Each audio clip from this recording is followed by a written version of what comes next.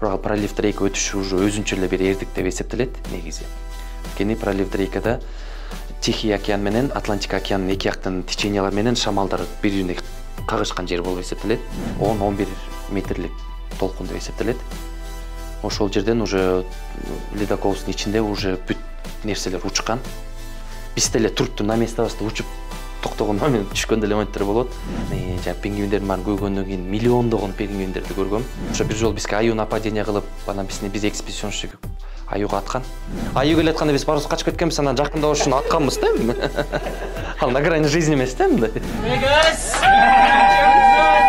66 өлкөнү каттадым. Бирок бул менен токтоп калбай элем. Азыркы менин ближайший целим ошо 100 өлкөдөн ашайын деп отурам. Can you turn around? Yes.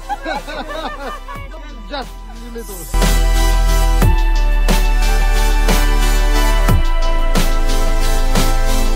Географияны биз кичинекейибизде окуган туура эле экен.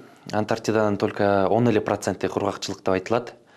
Азыр мен өзгөсү менен көргөнгө жаша кичине кургакчылык уже көбөйүп баратыптыр. Уже глобальный потеплениянын аркасынан муздар эрип келатат деген чындык экен.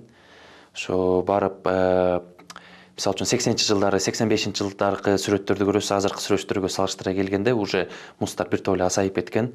Глобальный картадан, спутниктен алынган деле сүрөттөр уже азайып кеткен. Конечно, сезонго аякта эле жараша болот. Мисалы, кыш сезонунда уже муздар чоңоет, бир топ километр басат. Аякта жай келгенде кайра ошолор эрип, уже бүт кургак айланат.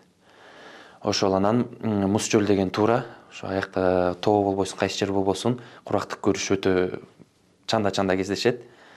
Жээктин учунда эле кичинекей эле болгон беректеги эле кургактык болбосо, үс бүт эле капталган калың чоңдугу өтө кээде көз жетет, кээде жетпейт дегендей асказоолорду каптаган калың муздар, карлар басып турат. Ал муздар уже канча кылымдардан бери келаткан муздар эсептелет. Ошон үчүн эми андай көрүштү уже сөз менен айтып бериш оор болот да. Туристтерди сопровождать алып барган үчүн аларды көп эшикке калтырбаганга аракет кылабыз. Анткени биз ледокол менен барып, ошол ледоколдун ичинде эле жашап жүрүшөт. Ошол жерден эшикке чыкса, бир күндө бирден экиден высадка кылып, эшикке алып чыгып, кээде 5 сааттан 10 саатка чейин узарып калат. Кээде андан аз болуп калат, ошо погода жараша. И только күн погода позволяет эткенде эле эшикке чыгышат. А погода начарыраак кезде эшикке чыкканга разрешение жок болот. Экинчиден туристтерди деле алып бара бербей, ал жакка ученыйларды алып барабыз. Көрүнгөн профессорлор барат. Мисалы үчүн чет өлкөдө уже мамлекетти өзүнүн ученыйлары барып көрүп келишке мамлекет өзү кызыктуу болот. Ошон үчүн мына местный академия наука төлөп берип өзүнүн ученыйларын жиберишет. Американын, Канаданын өзүнүн университети акча төлөп берип өзүнүн мугалимдерин, профессорлорун ошол жака жиберишет. Барып, 1000 жыл эме менен сөз менен теория менен окуп студенттерге үйрөткөндөн көрө, ошо бир көзүң менен көрүп келип, үйрөткөн уже эки башка болот деп келип, ошолор келип да эметип кетишет. Определенный лабораториялар болот, ошол жерде иштешет дегендей. Анан ошонун баары только разрешение менен чыгып киришет.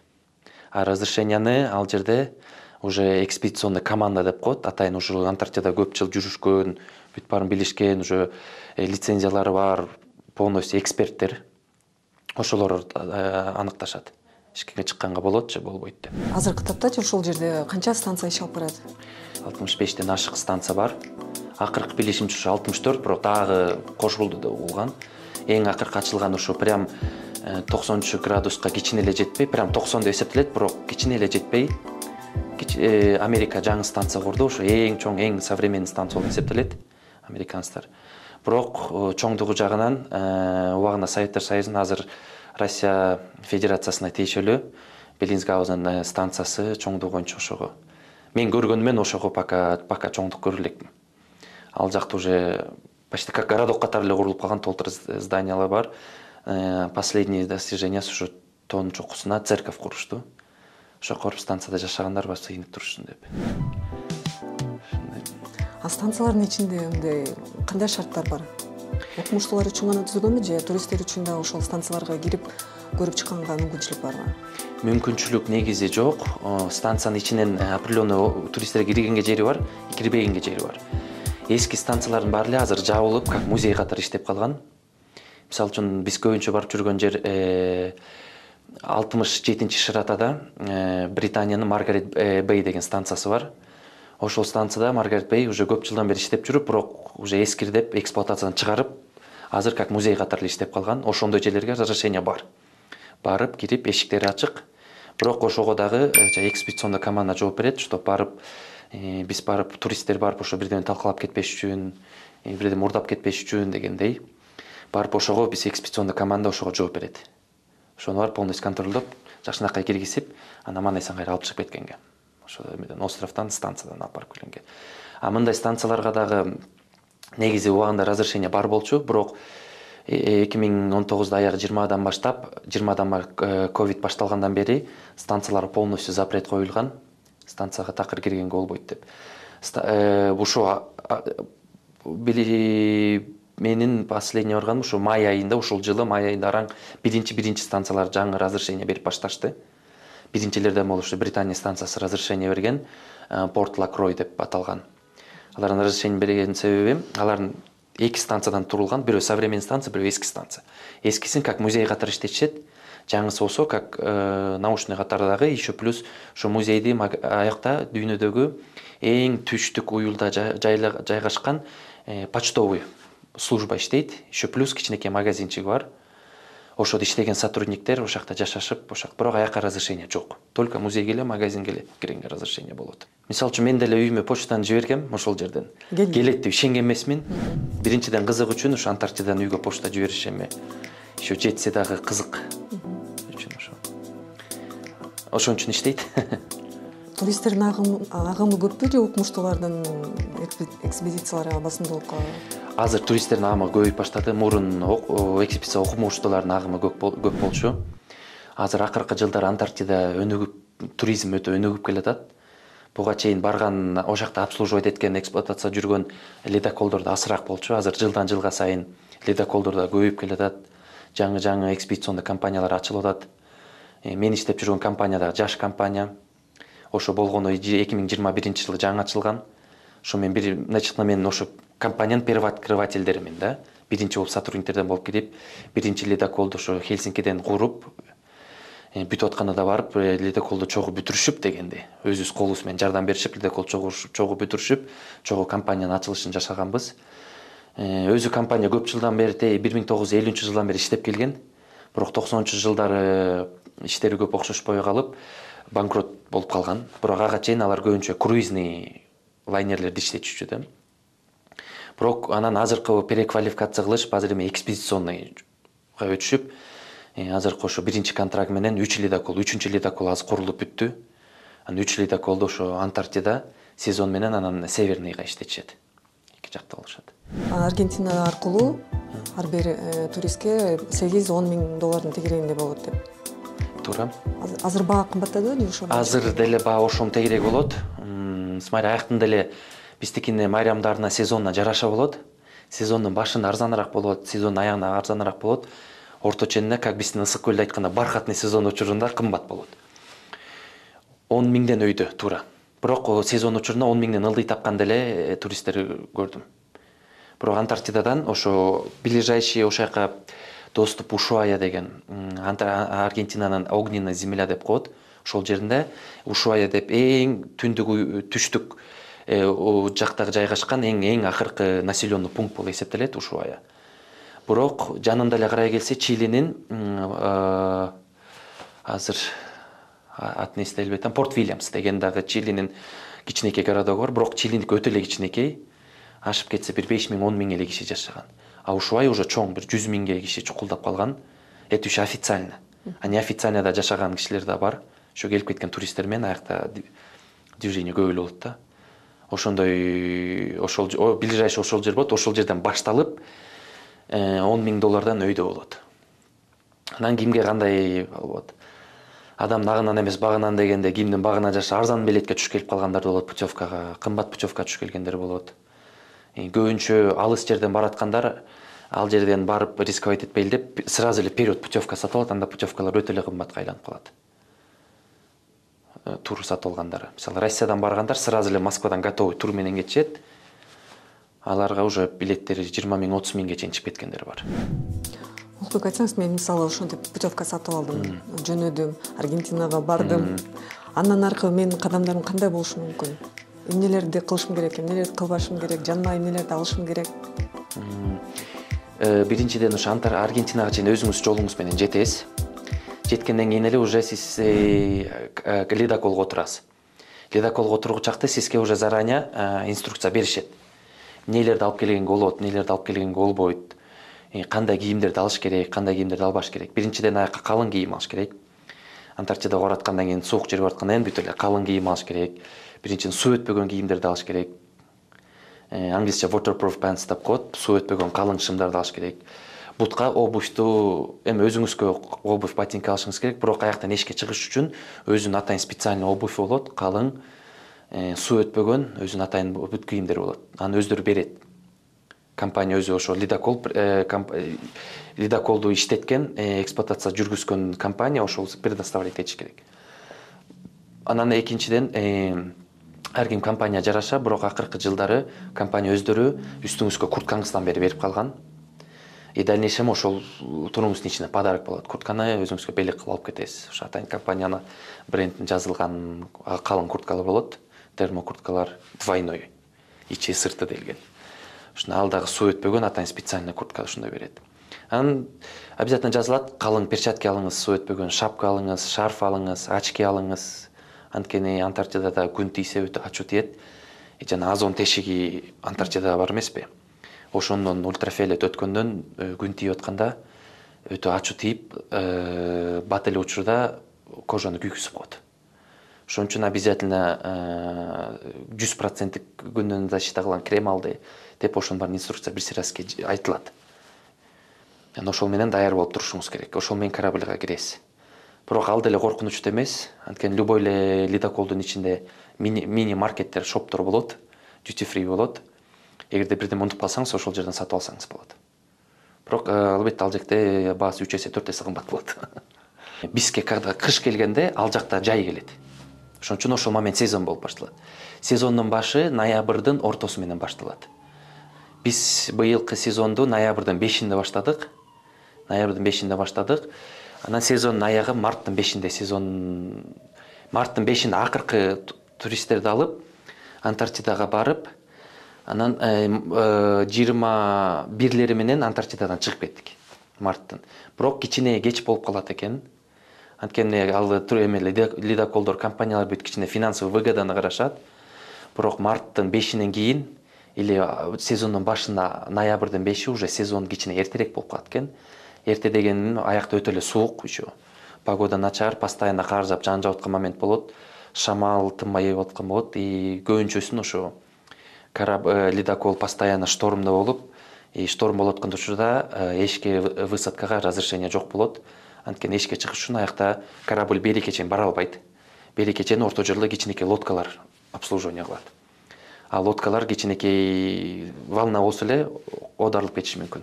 Ошон үчүн андайларга разрешение берилбейт. Быйыл случай болду сезондун башында. Quark Expedition деген компания. Ошо сезондун башында Half Moon Island деген бар. Half Moon Island'тын келишип жанына ошол жактан толконго карабай эле туристтерди высадка кылып салышкан. Анан ошо Зодиак деп коет, жана лодкаларды биз ошо чоң толконго попал болуп калып, 2 Зодиак оодарылып кетип, 2 турист каза болгон. Ошондон кийин дагы безопасность 2 эсе каралып баштаган. Кичинекей толкун болсо эле эч ким рисковать эткиси келбейт, токтойт. Анткени ошондой случайда эле жана экспедиционный команданын лидери болот, старший. Ошол ответственность жооп берет. Ошол күнөөлүү болуп эсептелет ошондон кийин ошон үчүн сезондун башында мисалы барганда 15 күн жүрүшсө 15 күнүн жарымынан көбүн эле чыкпай эле ледоколдун ичинде эле отуруп келишкен, анткени погода чыкканга позволять этпей калат. А декабрь, январь, февраль прям бархатный сезон болуп эсептелет. Мен маалыматым боюнча ошол жакта каза болгон туристтер, окумуштууларды өз өлкөсүнө алып жөнөбөй, ошол жакта көмүп, анан музга аттарын чегип коет деп окудум эле да? Чегип коюшчу мурун азыркыдай эми технология жок болчу. Антарктидага барып келиш проблема болчу. Илгерки аякка только экспедиционщиктер барган. ученыйлар, окумуштар жана первооткрывательдер барган, изилдөөчүлөр барган. Анан ал жерден алып кетиш кайра проблема болчу, ошон үчүн ошол жака да көмүлгөндөр болгон. Ошол жерде калгандар көп эле болгон. Анан муз болбосо да ташка аттарын жасып, чегип, прям оюшуп, анан ташты ошол жака коюп кетишкен. Ушундай бар. Бирок азыр андай жок. Азыр Кудайга шүгүр технология жылган. Бирдеме эле случай болсо, сразу эле биринчи путь ошо Аргентина алып келип, Аргентинадан дальше уже кандай случай болбосун, дальше уже самолет менен өзүнүн өлкөсүнө алып кетилет. Анан ушундай бир кооптуу жерге алгач жаңы баштаганда бир мындай кооптонуу же болбосо жүрөксүнүү, бир артка кетенчиктүү деген сезимдерге калдыңыз беле? Менде болгон эмес. Жаңы баргандардан ошондой сезимдерди уккам. Ушундай болду деп сезимдерди уккам. Анткени антарктикада жетиш дагы бир орто жолдон эң чоңден өтүш керек. Аргентинадан чыккандан кийин орто жолду Антарктидага жетиш үчүн орто жолдо дүйнөдөгү эң белгилүү, известный Дрейк деген пролив бар. Ал пролив Дрейка эч качан тынч турбайт деп айтылат, бирок тынч эки жолу бир тынч турган моментке да туш болгонбуз. Оказывается, болот экен. Бирок ал пролив Дрейка өтүш уже өзүнчө эле бир эрдик деп эсептелет негизи. Анткени пролив Дрейкада Тихий океан менен Атлантика океанынын эки жактын течениялар менен шамалдар бири-бирине кагышкан жер болуп эсептелет. Ал жерде штормдор, постоянно шторм болуп, постоянно корабль өтө чоң качает этет. Ледоколдор. Биз ошентип бир эки жолу ошондой чоң штормго попал болдук. 10 балга чейин деп айтылды. Бирок точно доказательство жок, бирок үстүндөгү мостиктен, управлениядан 10 балга, 10 бал это уже 10-11 метрлик толкун деп эсептелет. Ошол жерден уже ледоколдун ичинде уже бүт нерселер учкан. Биз деле туруп на местебизде учуп токтогон момент, түшкөн деле моменттер болот. Отуруп турсаң эле столуң менен кошо тоголонуп, жака тоголонуп кетесиң, бияка тоголонуп кетесиң. Бирок андай нерселер вперед бизге предупреждать этилет, ошон үчүн баарын даярданабыз ошого. Бүт нерсенин баарын байлайбыз, бекитебиз. Отурчу столубуздан баштап, диваныбыздан баары бекитебиз. Комнатабызда кичинекей нерсе болсо да жерге чүрүп, компьютерлердин баарын жерге чүрүп бүт бекитип, заранее даярданабыз. Ошол проливди өтүп бараткан уже кишилер ошол жактан көп эле кыйналып өтүшөт. Ошо бир где-то 100%-тин 70% кыйналып, даже жарымы ыйлап өткөндөр болот. Ошол жерден ошо артка багынам дегендер көп болгон. Бирок менде болгон эмес. Билбейт экен, мен адреналин жакшы көргөндөн эметкенби, мен эчтеке ооруда болгон эмес, проблема наоборот сүйүнүп, анан ошол пролив Дрейкти өткөнгө атайын сертификат менен сыйланат. Менин мына мондай сертификатым бар. Ошо Дрейкти өттү деген, бул деле ошол сизге айтпадымбы, чоң эрдик болуп эсептелет депчи. Дрейкти өттү деген мондай сертификат менен сыйланып келгем. Дрейкти бир өткөн сыйланат, бирок мен уже 2 жылдын ичинде эсептесем бир 50 жолу ары бери өттүм окшойт. Башында кичине болсо дагы ушундай болот экен деп, акыркы жылдар уже эмче көнүмүш болуп калган уже. Бирок жанымда иштеген коллегаларым бар болчу. Хоть 50 жолу өтсө дагы по-любому кыйнала беришчү ошол жерден. Кыйналышып өткөн сайын эле баш көтөрө албай 2 күн турбай жаткандар да болчу ошол жерден кыйналып. Ооруп ошол анткени өтө чоң качать эткендер болот. Или средний качать эткен аякта бир 5 метрлик, 3 метрлик, 6 метрлик толкун болсо это жакшы болуп эсептелет. О, повезло болуп эсептелет да. Анткени андан чоңдор болот. Анткени ошол эле сиздерге өйдөгүдө айтып кетпедимби, жана Quark Expedition'нын толкундан Half Moon Island'ын немелери, зодиактар айланып кеткен деп, тоголонуп кетип 2 киши каза болгон деп. Ошондон 2 жума өтпөй эле ошо именно пролив Дрейканы кесип баратып, Viking деген известный компания бар. Алар экспедиционный круиз да кылышат, круизный да лайнер кылышат, еще плюс речной круиз да кылышат. Ошонун бир экспедиционный лайнер пролив Дрейканы өтө чоң толкунга капташып калышып, капталдан келген өтө чоң толкун 4-чү этажын полностью терезеси менен талкалап кетип, ичине суу толуп калып, аяктан дагы 2 киши каза болгон. Ошо быйыл сезондун башы жаман башталды, бирок биз үчүн жакшы эле бүткөн.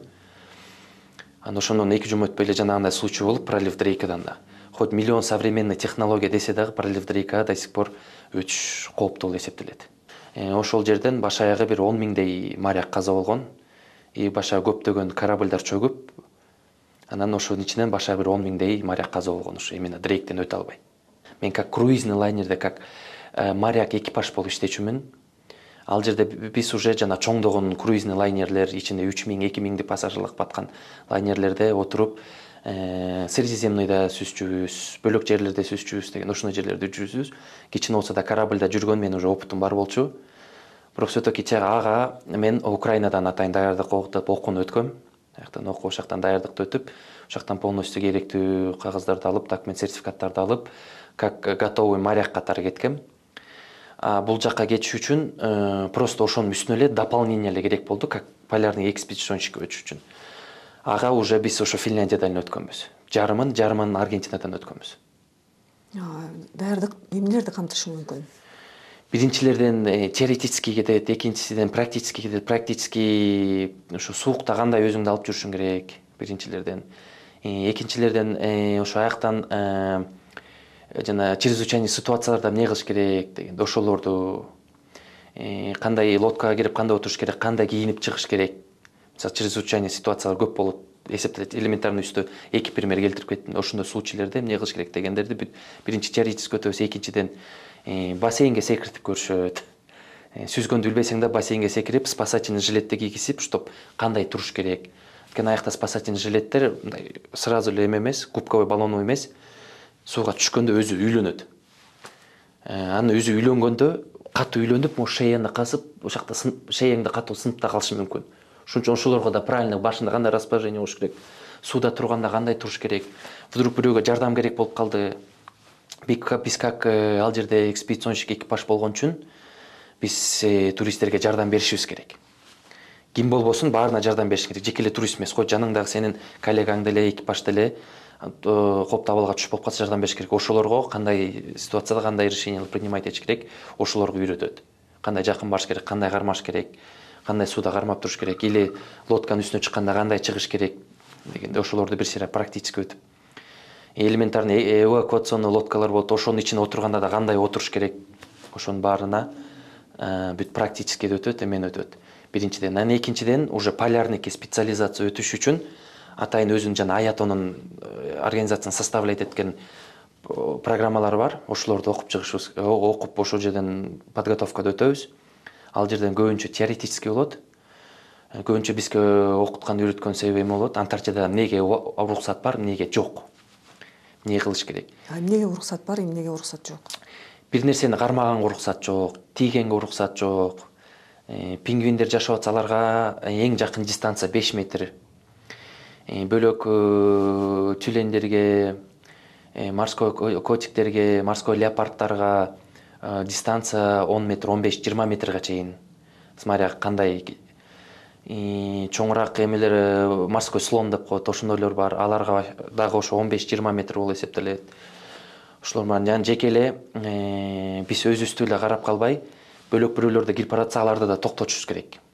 Ошол үчүн гана өтөт. Өзүңдү да карабай, жаныңды да гана кара деп, бири-бириң деп. Анткени Антарктиданы баарыбыз чогулуп сактап калбасак, кийин биздин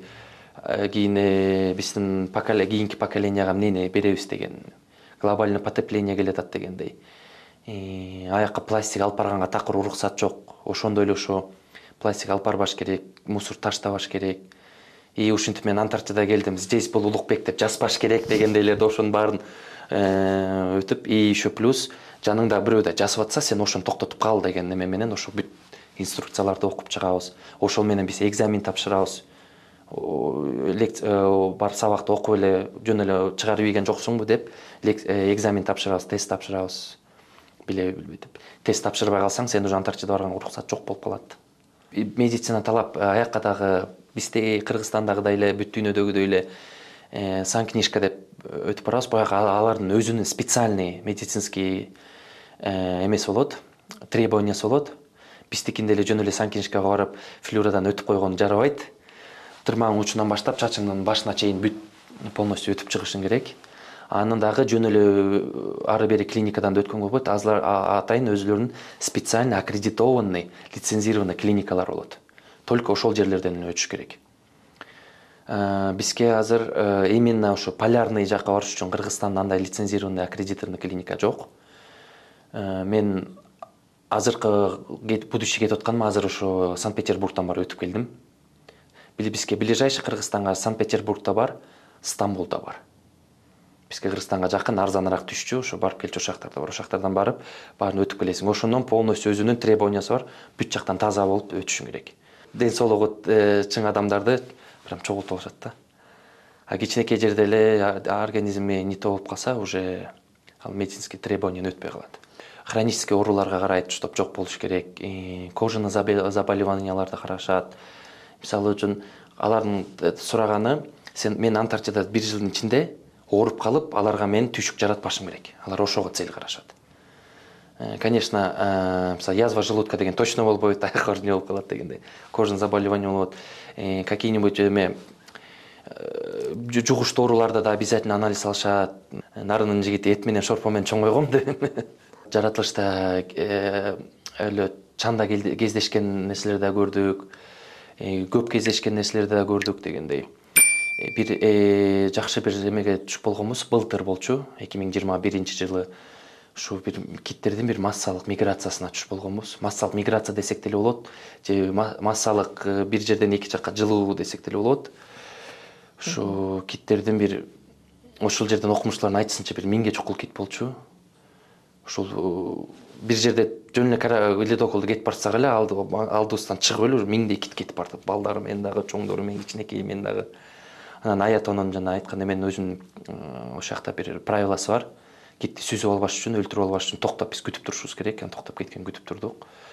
Ошондой эле ошол жакта ошо Россиядан келген ученый бар болчу, историк, именно полярный историк болчу. Ошо угушумча Россиядан бир мен мыкты деген 10 историктин катарына кирген историк экен. Ошол айткан, ушундай көп жылдан бери жүрүп, ушу биринчи жолу ушундай миграция уктум деген. Анан киттердин дагы биздин ледоколду тегеректе болуп эметкен көп случай болду. Ушу англисче humpback whale деп коет, горбатый кити. Ушу биз ледокол кызыктуу билбейм, ушу тегерегине бир 20-23ке чукул тегеректе болушуп кетпей, бизге кызыгышып, ошолор менен биз дагы алар менен кошо ойноп дегенде ушундай кызыктуу случайлар болгон. Андайды, конечно, көз менен бир көргөндөн кийин сөз менен айтыш өтө оор болуп эсептелет. Ошон үчүн видео менен эле көргөзүп берсем болот. Ал жерде деле ошол бир 10 жылдан бери жүргөн бир капитан бар болчу, ошол ледоколду айдап аяка алып барган капитаныбыз. Ушу Антарктидаға келип атканыма уже 10 жылдан ашты дейт, даже 15 жылга жетти дейт.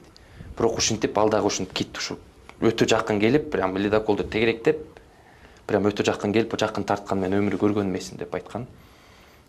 Ошондой эле случайлар болду. Касаткаларда ушинтип келип тегеректеп, прям циркте жүргөндөй эле же эмеде эле атайын водный паркта жүргөндөй эле прям баш ылдыйы менен сүзүшүп, атайын позировка кылышып, ошондой случайлар көп болгон. Ушунун баарын кыргыз эле айтып келдим, көрүш абдан өлө толкундануу менен өтөт ошонун баарын. Сөз менен айтыш бир, бирок өзгөсү мен көргөндөн кийин, жана пингвиндердин баарын көргөндөн кийин миллиондогон пингвиндерди көргөм. Барасына басып жүрсөң, адам да эле коркпойт дагы экен. Жакын бас, бирок биз адам катары 5 метр расстояниян кармайбыз. Бирок кармайын десең, ал жакта беректе уже миллиондон пингвин жүрөт. Аралап өткөндө 5 метр жок уже. Алар жыш жайгашкан да. Ошо королевский пингвиндер как детский сад катары балдарын чогултуп туруп ортого жыйып коюшат экен. Ошо куш жемдерге алдырбайлы деп, ошо бүт баарын чогултуп ортого беректен алысыраак кылып туруп ортого жыйып коюшкан. Тегерген бүт ата-энелер тегеректе болушкан. Ошо бир жолу бизге аю нападение кылып, анан биз экспедиционщик аюга аткан. Биринчи асманга атасың, андан качпаса, мындай кыйшыгыраак кылып атасың, чтоб главное звук туткан, октун звугун укканда качыш керек да. Бирок биздин аюбуз слишком эле өжөр аю экен, андан да качпай. Анан үчүнчү последнеме жана сигнальный ракета менен аткан, ошондон жарыктан да качат деп ошол да бар да. Бирок андай да кычап биз сигнальный ракета таппай калбасак аякта экенчи. Анан эле баарыбыз кайыкка чогуп качканбыз. Окуган караганда бир барып көргөн, ошо адамга ушул жашоодо бир керек деп ойлойм, эгерде шарт туура келсе. Кыргызстандан туристтер жазылган жокпу сизге? Кыргызстандан бир кыргыз жазылды, бирок прям өзү кыргыз болгон менен уже Россияда төрөлүп өскөн экен. Москвада төрөлүптүр, Москвада чоңоюптур. Россиянын гражданкасы экен полностью. Бирок канында кыргыз, аты дагы Нурзат. Антарктидадан жолукканбыз. Центральный Азиядан алсак Казакстандан. Ошо 2 жылдын ичинде бир жолу Казакстандан, Астанадан бир семья барып келди. Ошол эле болду. Башка жок, жолуккан эмесмин. Мен Антарктидага жетиш үчүн мен 10 жылдан ашык ушундай жумуштарды иштеп жүргөм. аркамдан опыттар бар дегендей. Башыман кичинекейден баштап ошо акырындан жетип тепкич менен чыгып отуруп, анан аягы ушуларга жеттим да. Кайсы тилдерде сүйлөйсүң? Азыр англис тилинде, түрк тилинде, орус тилинде, кыргыз тилинде эркин сүйлөйм.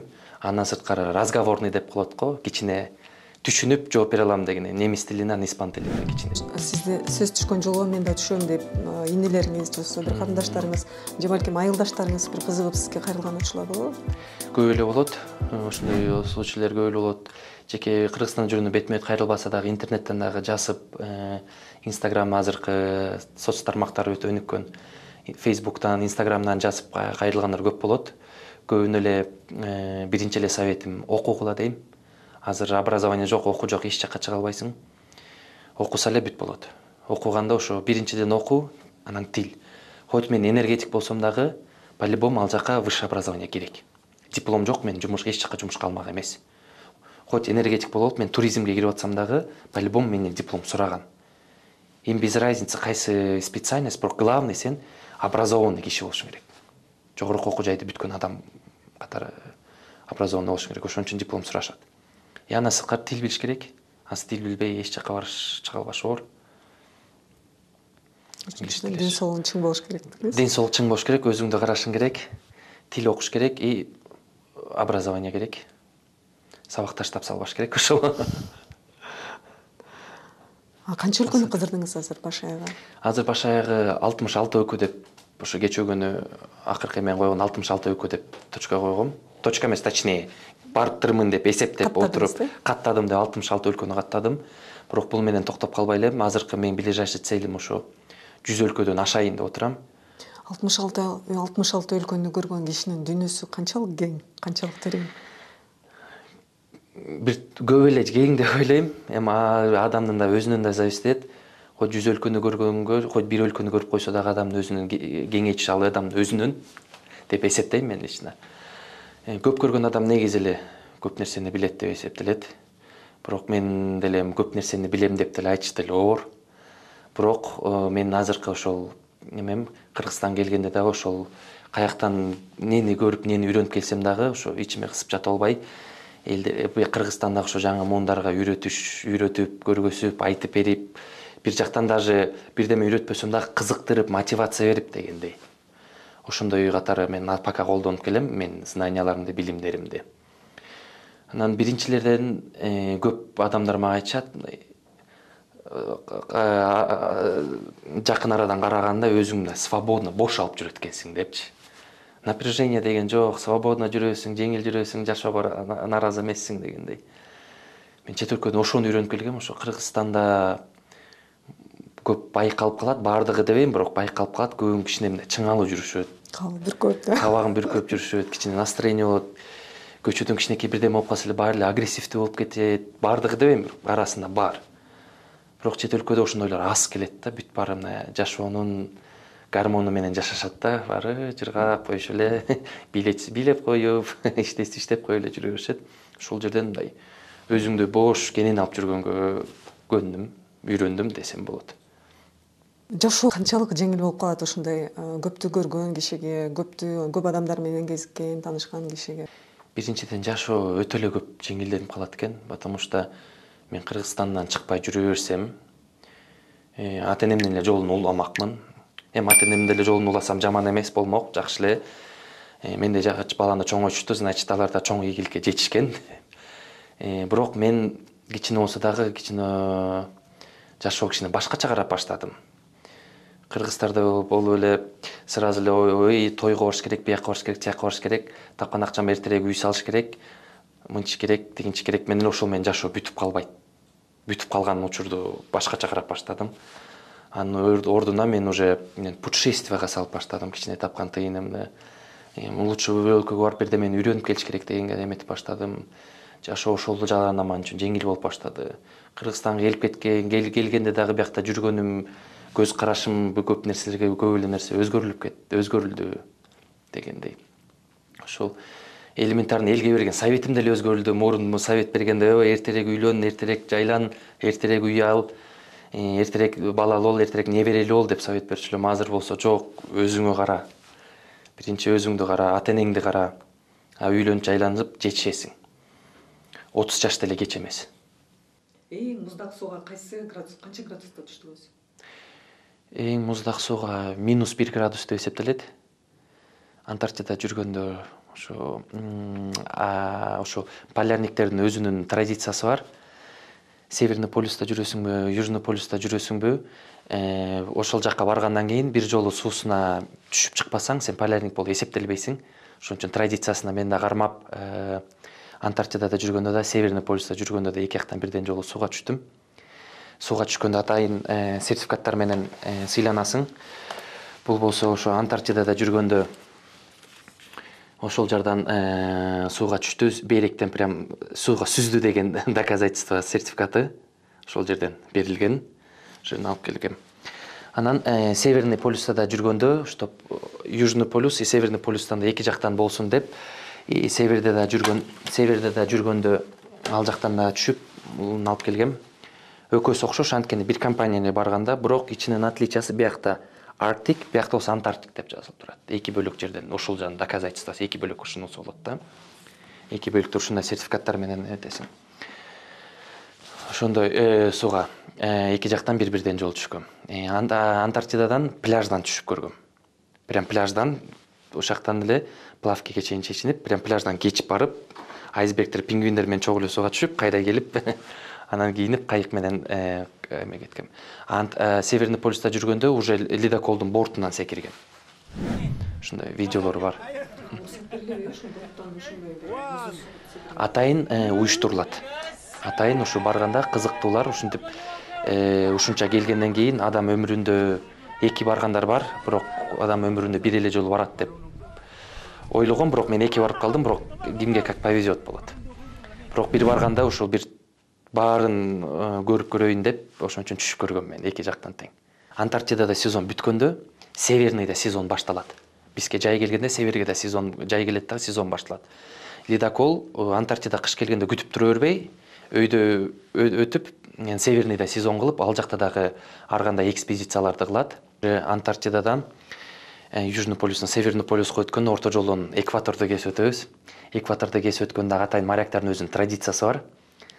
Ал жерде өтүп баратып, обязательно экваторду биринчи жолу өмүрүндө кезип аткан адам ошол жерден сууга башы менен чуңкуп, до конца сууга чуңкуп, чыгып, анан обязательно балыкты өбүш керек.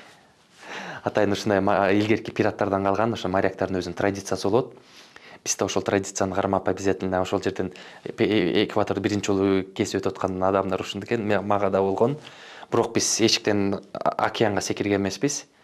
Ошол жерден эле тузтуу суу болуш керек, эми ошон үчүн бассейнди тузтуу суу менен толтуруп туруп, борттун ичиндеги. Ошол жака баарыбыз башыбыз менен кирип, анан атайын өзүнүн мындай оюн зоогу менен өткөн, шаң шөкөтү менен өткөн, ошо биздин Африкадан келген бир коллегабыз бар болчу. Ошону атайын Посейдон кылып, эменен океан морелердин богу, древнегреческий Посейдон кылып кийгизип, ошол кийинип, трезубец менен келип, бизди мынтип айдап, сууга киргизип, анан чыгарган. Анан чыккандан кийин анан балыкты өбүшүң керек. Балыкты өбүп, анан кичинекей шот ром ичишиң керек. Ром пираттардын традициялык. Анан аны өткөндөн кийин дагы анан да ошо атайын сертификат менен сыйланасың, экваторду кесип өттү деген. Ошол традициясын кармап, экваторду кесип өткөн, жөн эле кесип өткөн эмес деген. Анда дагы сертификат менен сыйланасың. Негизи эле чет өлкөдө туристтер бүт эле биздин тоолубузга кызыгат. Биринчи эле кызыккан эле тоо. Заграницада жүргөндө ошол көп эле койчу американец болобу, европеец болобу, кайсы националист болбосун, мен Кыргызстандан десе көп эле кызыгышат. Кыргызстан дешип. Жарым уккан эмес, жарым уккан, бирок барган эмес да. Бүт эле кызыгышат, анан баарын обязательно чакырам. Чакырып, жөн эле чакырып койбостон кызыктырыш үчүн обязательно Кыргызстан жөнүндө көп нерселерди айтып берем. Даже кыргызча ырдап берем. Кыргызча көп нерселерди айтып берем дегенде, ошто баларды кызыктырыш үчүн. Бир жолу болгон 31-августта Кыргызстан эгемендүү калпак кийип алып, чыгып алып, ошо үстүнө чыгып алып туристтердин баарынын алдына гимн ырдагам, Кыргызстан гимн ырдагам.